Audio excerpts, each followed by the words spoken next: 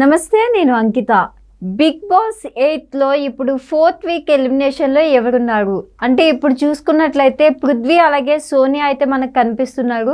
మరి వీళ్ళిద్దరిలో సోనియా ఎలిమినేట్ కాబోతుంది అనేసి 99% అయితే వచ్చేసింది. ఎందుకంటే సోనియాని చూస్తే స్టేజ్ వరకు కూడా అయితే వచ్చిన విజువల్స్ మనం చూసాం.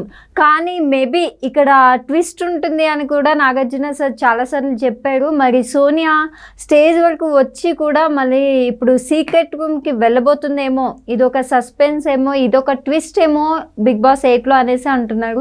సో ఇదే టాపిక్ పైన డిస్కస్ చేయడానికి నాతో పాటు సినీ క్రిటిక్ దాసిక విజ్ఞాన్ ఉన్నారు. ఆయనతో మాట్లాడదాం. హాయ్ అండి. నమస్తే. ఇప్పుడు చూస్తే బిగ్ బాస్ 8లో 4th వీక్ ఎలిమినేషన్ చూస్తే పృథ్వీ సోనియా అనేసి ఇప్పుడు 99% అయితే సోనియానే స్టేజ్ వరకు వచ్చింది కాబట్టి ఎలిమినేట్ అయిపోయింది అనేసి అనుకుంటున్నాము. కానీ మేబీ బిగ్ బాస్ సీజన్ 8లో ట్విస్ట్లు చాలా టర్న్స్ ఉంటాయని నాగార్జున సార్ చెప్పారు. సో మరి ఇక్కడ సోనియా స్టేజ్ వరకు వచ్చి మళ్ళీ బిగ్ బాస్ హౌస్కి సీక్రెట్ రూమ్కి వెళ్ళే అవకాశం ఏమైనా ఉందా? యాక్చువల్గా చెప్పాలి అంటే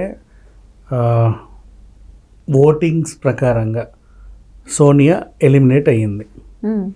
గత ఓటింగ్స్ గురించి మాట్లాడుకుంటే శేఖర్ భాష ఎలిమినేషన్ ఉంది చూసావా, అది పబ్లిక్ ఓటింగ్స్ని కన్సిడర్ చేయాల. ఓకే, ఎందుకు పబ్లిక్ ఓటింగ్స్ని కన్సిడర్ చేయలేదు?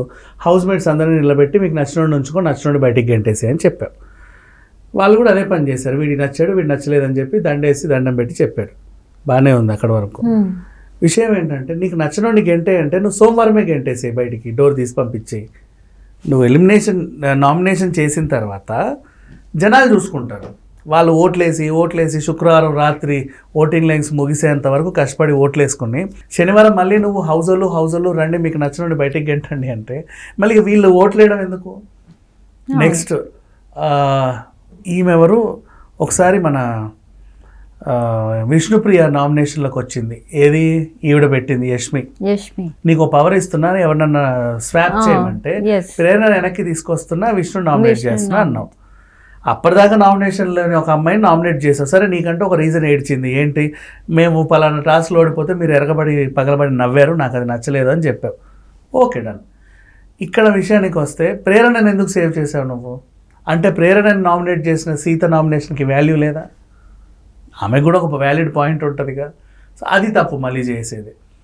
సో ఇట్లా సేవ్ చేసినప్పుడు నవ్వు ఆడియన్స్ ఓటింగ్ ప్రకారంగా ఈ అమ్మాయి ఎలిమినేట్ అయిపోయింది. సోనియా స్టేజ్ దాకా అయితే వచ్చింది. ప్రజెంట్ ఇప్పుడు మనం మాట్లాడుకునే టైంలో అక్కడ జరిగేది చెప్తున్నాను.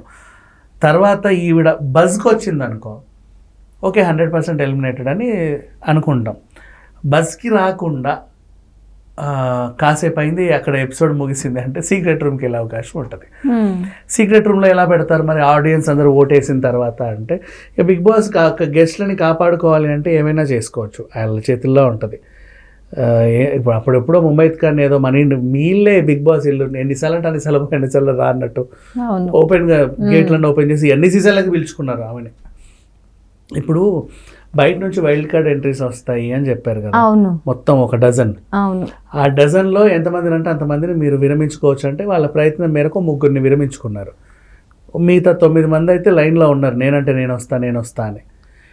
ఇన్ కేస్ ఒకవేళ ఏదన్నా టాస్క్ లాంటిది ఏదన్నా ఇచ్చి మళ్ళీ హౌస్ మేట్స్ని అడిగి ఈ 9వ కార్డు లేపితే సోనియా లోపలికి పంపొచ్చు, లేదంటే వైల్డ్ కార్డా సోనియానా అని అడిగితే నో వైల్డ్ కార్డ్ వద్దు, మాకు సోనియే కావాలి అని వాళ్ళు అడిగితే మళ్ళీ పంపే అవకాశం ఉంది కదా.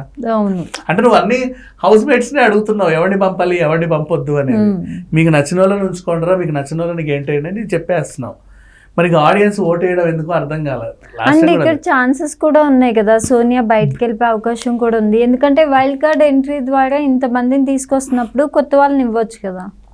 కానీ సోనియాని పంపకూడదు అనేది కదా అక్కడ టాస్క్. ఆమెని అంటే ఆర్జీవి గారు ఎవరిని పంపినా నాగార్జున గారికి ఆర్జీవి గారికి ఉన్న అవినాభావ సంబంధం, వీటి వల్ల ఆర్జీవి స్కూల్ నుంచి ఎవరు వచ్చినా సరే కనీసం అక్కడ దాకన్నా ఉండాలి అనేది ఒక రూల్ అనుకో. ఇంకా చెప్పాలి అంటే ఎందుకు వాళ్ళిద్దరే అట్లేం లేదు, అంటే ఆ క్రేజ్ వేరే. ఇప్పుడు ఆయన అందమైన అమ్మాయిలు వస్తారు ఆయన దగ్గర నుంచి, అలరిస్తారు, పాడిస్తారు, ఏదో చేస్తారని ఉంటుంది. ఈసారి ఈమె కొంచెం పద్ధతిగా వచ్చింది. ఎవరైతే పిచ్చి పిచ్చి బట్టలు వేసుకుంటారో వాళ్ళని తిడుతుంది, పద్ధతిగా ఉంది. గతంలో ఆర్జీవీ నుంచి వచ్చిన వాళ్ళకి అసలు ఏదో వేసుకోవాలి కాబట్టి వేసుకుంటున్నాం, లేకపోతే మాకు అసలు ఇవి కూడా అవసరం లేదు అన్నట్టుగా ఉంటారు. కానీ మరి బయట ఇప్పుడు Sonia versus triangle love story అనేసి అవి కామన్, ఎవడైనా పెట్టుకుంటాడు, అది పెద్ద విషయం కాదు. ఆమె జస్ట్ నాకు వేరే వాళ్ళతో రిలేషన్ ఉంది, నన్ను పెళ్లి చేసుకోబోతున్నాను చెప్పిన తర్వాత ఇక్కడికి వచ్చి వాళ్ళతో వీళ్ళతో పెట్టుకోదు.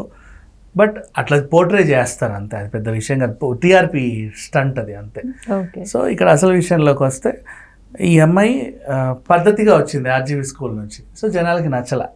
ఇంతకుముందు ఆర్జీవి స్కూల్ నుంచి వచ్చినటువంటి హర్యానా కానీ అశురెడ్డి కానీ మన ఈ అమ్మాయి లాస్ట్ టైం విన్ అయింది, తన పేరు ఇవానా సుల్తానానో ఏంటో ఉండే ఆ అమ్మాయి, సరే పేరు మర్చిపోయాను. సో వీళ్ళు ఏంటంటే జనాలకు నచ్చినట్టు ఇనయ సుల్తానా జనాలకు నచ్చినట్టు ఉండేవాళ్ళు. ఈవిడ ఏంటంటే వాళ్ళంతా కప్పేసుకొని మొత్తం వచ్చేసింది. ఇంకెక్కడన్నా ముట్టుముడు కప్పుకున్నా సరే మొత్తం మొహం కూడా కప్పేసుకుంటుంది అప్పుడప్పుడు కావాలనుకుంటే. నచ్చట్ల జనాలకి, అది మ్యాటర్.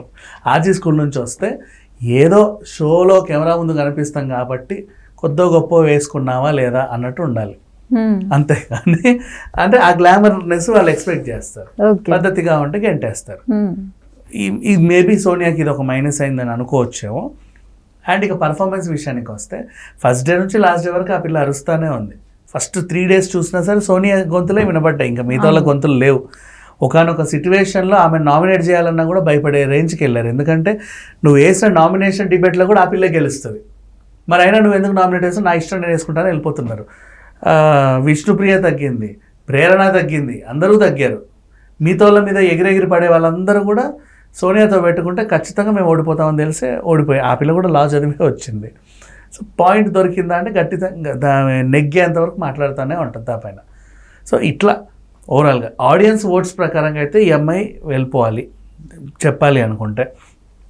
లేదు కాదు కూడదు, మేము ఏమైనా సేవ్ చేయదలుచుకున్నాము ఖచ్చితంగా ఆదిత్యని సేవ్ చేసినట్టుగా ఖచ్చితంగా మాకు ఈయన ఉండాలి, మేము బయటికి పంపము అనే డెసిషన్ ఏమైనా వాళ్ళు తీసుకుంటే, అన్ఎక్స్పెక్టెడ్గా ఏదైనా జరిగితే నా ఉద్దేశం ప్రకారం మళ్ళీ హౌస్ వీళ్ళకి ఇప్పుడు ఎట్లా వైల్డ్ కార్డ్ ఎంట్రీలా ఉన్నాయి. మొన్న కూడా 3 వరకే వాళ్ళు కాపాడుకోగలిగారు అన్ని గేమ్లు ఆడినా. లాస్ట్ గేమ్ వీళ్ళు అరుపుల సౌండ్స్ సరిగ్గా చెప్పనందుకు ఆ టాస్క్ ఫెయిల్ అయ్యారు, అందరూ ఫెయిల్ అయ్యారు. సో అంటే కాకి సౌండ్, కుక్క సౌండ్, స్కూటర్ సౌండ్ ఏదో ఇచ్చారు కదా టాస్క్, దానిలో భాగంగా. సో ఇప్పుడు ఆ విషయం ప్రకారంగా చూసుకుంటే వీళ్ళు ఇంకొక వైల్డ్ కార్డ్ రావాల్సి ఉంది, కానీ జస్ట్ 3 మాత్రం వీళ్ళు ఆపగలిగారు. 4వది కూడా పైకి లేపి ఆ కోటాలో ఒకవేళ మీకు సోనియా కావాలో వద్దో తేల్చుకోండి అని హౌస్ వైఫ్కి ఇస్తే మేబీ బతికే అవకాశం ఉంది. ఎందుకంటే ఇప్పుడు శేఖర్ భాష విషయంలో ఇద్దరిలో నచ్చినోడు ఉంచుకోండి, నచ్చినోడికి ఏంటేంటి అన్నప్పుడు మరి సోనియా విషయంలో కూడా అడగాలి కదా. అయితే ఈ వీక్ అబ్బాయి అంటావా నువ్వు బిగ్ బాస్ తిట్టావు కాబట్టి బిగ్ బాసే వద్దని చెప్పాడు, హోస్ట్ గెట్ లాస్ట్ అన్నాడు, ఆడియన్స్ కూడా ఓట్లేసారు కాబట్టి పోయావని ఏదో చెప్పుకున్నాం. అవును, అక్కడ కన్విన్సింగ్గా ఉంది. బేబక్ అంటావా ఆమె సరిగ్గా ఆడకుండా వెళ్ళిపోయింది, ఏ రోజైతే ఎలిమినేట్ అవుతా ఆ రోజు విజృంభించింది అనే ఒక ఇది ఉంది, వెళ్ళిపోయింది. బట్ ఇక్కడ అట్లా లేదు కదా ఈమె కండిషన్. శేఖర్ భాష థియరీ ఇక్కడ ఇంప్లిమెంట్ అవుతుంది. నువ్వు ఖచ్చితంగా నీకు ఎవడు నచ్చాలో ఎవడొద్దు అని పెట్టినప్పుడు లీస్ట్ ఓట్లో ఉన్న ఇద్దరిని కూర్చోబెట్టి నీకు వాడు కావాలో ఈమె కావాలో తేల్చుకోండి. ఇలాంటి టాస్క్ ఏమైనా పెడితే ఖచ్చితంగా మళ్ళీ వెనక్కి పిలుచుకునే అవకాశం ఉంటే ఉండొచ్చు. సోనియాని పంపరని నేను అనుకుంటున్నాను, నా ఫీలింగ్ అది యాక్చువల్గా చెప్పాలంటే. But Bigg Boss anything may happen. Same ఇదే ఫీలింగ్ నాకు దివి మీద కలిగింది ఆ సీజన్లో, ఆ పిల్లని బయటికి పంపించారు. ఇదే ఫీలింగ్ నాకు మన తేజు మీద కలిగింది, 4th or 5th elimination Teju, అంతేగా అంతే. మళ్ళీ ఓటీటీలో తేజు వచ్చినా కూడా వెంటనే పంపించేశారు. కొంతమంది ఉంటారు వీళ్ళు స్ట్రాంగ్ అనుకుంటాం, అర్చన మీద కలిగింది ఫస్ట్ సీజన్లో, ఆ పిల్ల టాప్ 5 వరకు వచ్చి ఎలిమినేట్ అయిపోయింది. కొంతమంది ఇంతే మనం అనుకుంటాం కానీ అక్కడ వరకు అవ్వరు. ఇట్స్ ఓకే, ఇక అది చూడాలి. ఓకే, థ్యాంక్ యూ అండి.